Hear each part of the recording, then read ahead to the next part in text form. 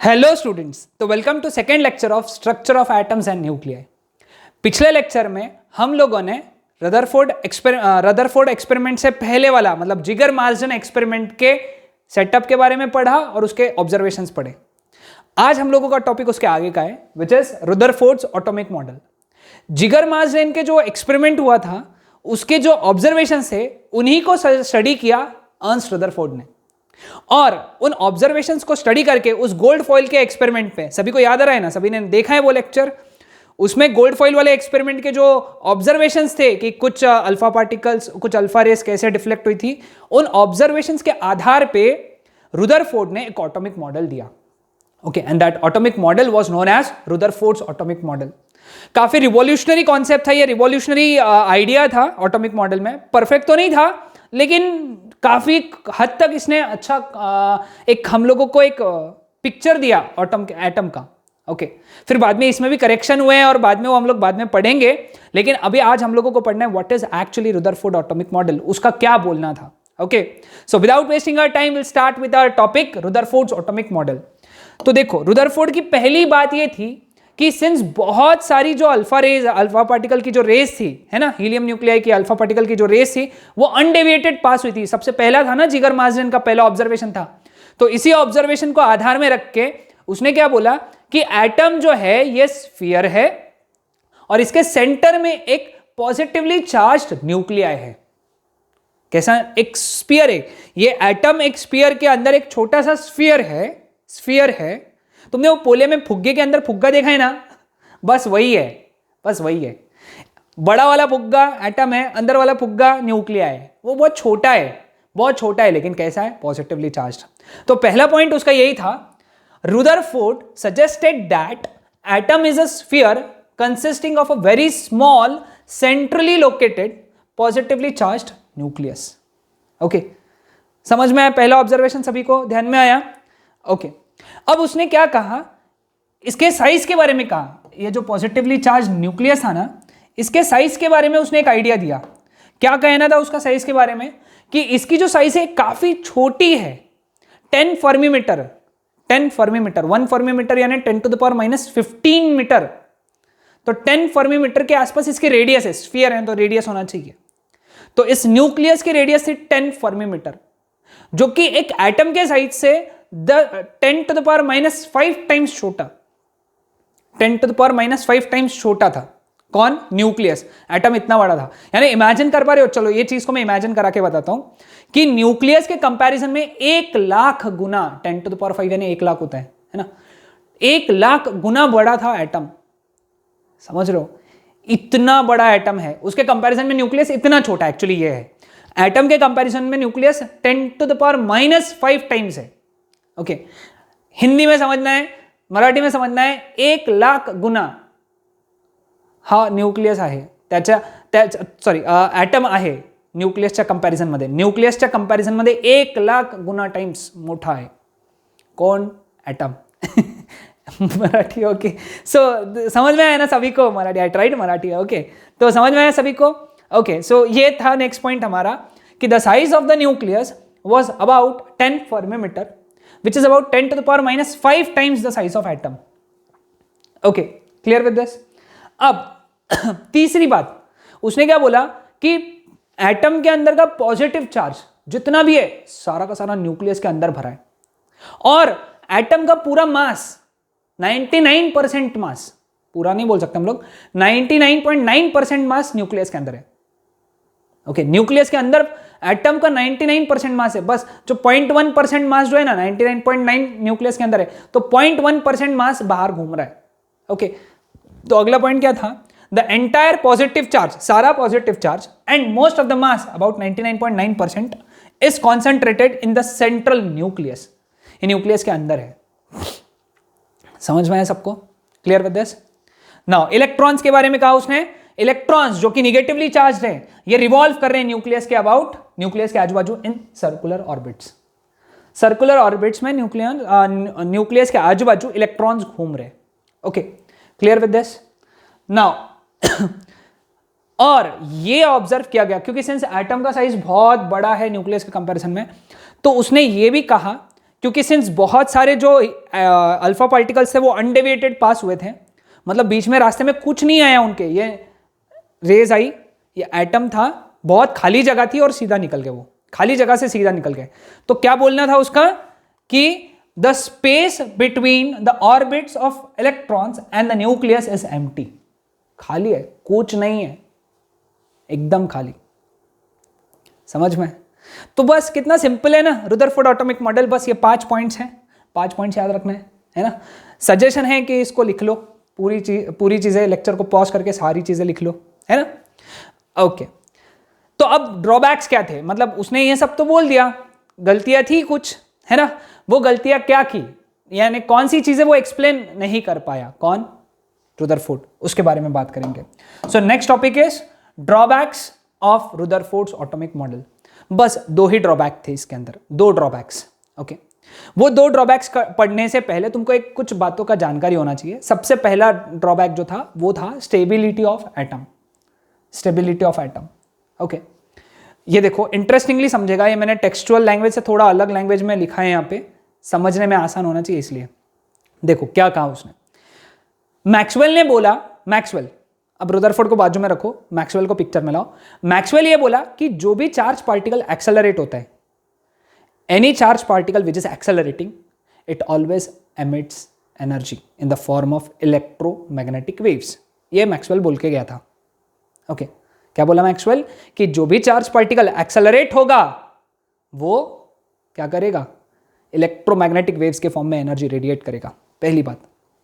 दूसरी बात second important thing वो ये थी कि circular motion is an accelerated motion, rotational dynamics, पहला चैप्टर अपना।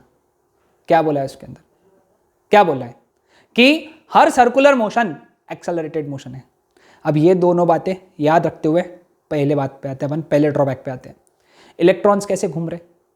सर्कुलर ऑर्बिट में घूम रहे, यानी electron is performing circular motion.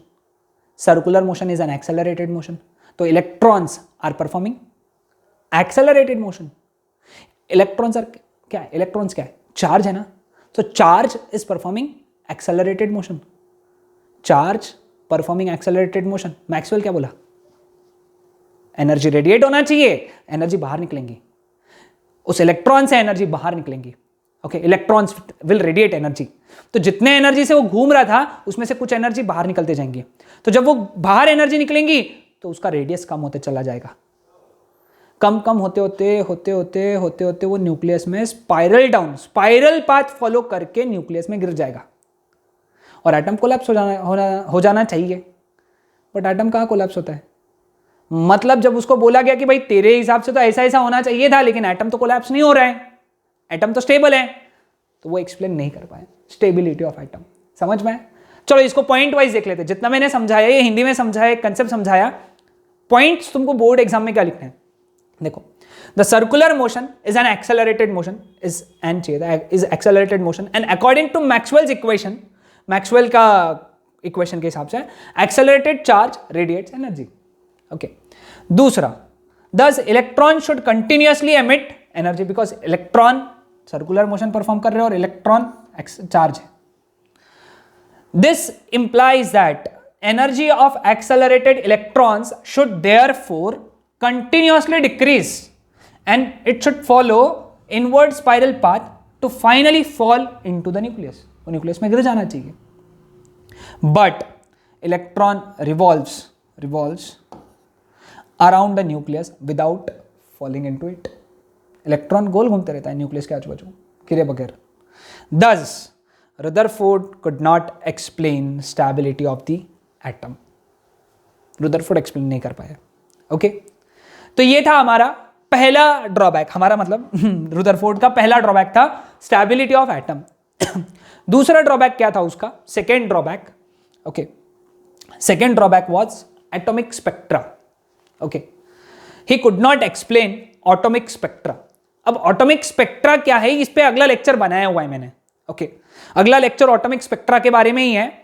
Short में अभी तुमको जितना मैं बताऊंगा उतना ही ध्यान में रखना है, और डिटेल्ड में अगले लेक्चर में कवर किया है।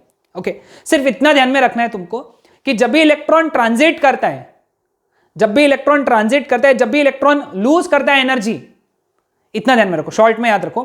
जब भी इलेक्ट्रॉन एनर्जी लूज करेगा, so it emits energy, it loses energy in the form of electromagnetic waves of certain frequency और सर्टन वेवलेंथ, है ना। जितना एनर्जी रहेगा उसके हिसाब से एक वेवलेंथ या एक फ्रीक्वेंसी का फोटोन बाहर निकलेगा। ये पता होना चाहिए तुमको, है ना। क्या क्या क्या पता होना चाहिए हमको कि जब भी इलेक्ट्रॉन ट्रांजिट करेगा या एनर्जी लूज करेगा, ट्रांजिट यानी ऊपर से नीचे आने, हाइयर एनर्जी से लोअर एनर्जी में जाएगा, एनर्जी लूज करेगा। तो जब वो एनर्जी लूज करेगा ना, तो उस वक्त वो एनर्जी लूज करता है इन the form of electromagnetic wave, और हर वेव की क्या होती है, फ्रीक्वेंसी होती है या वेवलेंथ होती है। और ये वेवलेंथ के जो ग्राफ्स होते हैं हम लोग उसको स्पेक्ट्रा कहते हैं।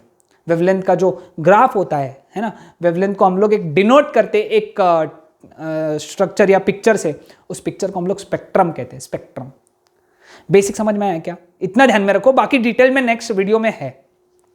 तो देखो क्या बोला है, when electrons follow inward spiral path, है ना, अंदर स्पाइरल पाथ फॉलो करेगा, तब उसके एंगुलर वेलोसिटी और फ्रीक्वेंसी बढ़नी चाहिए, है कि नहीं?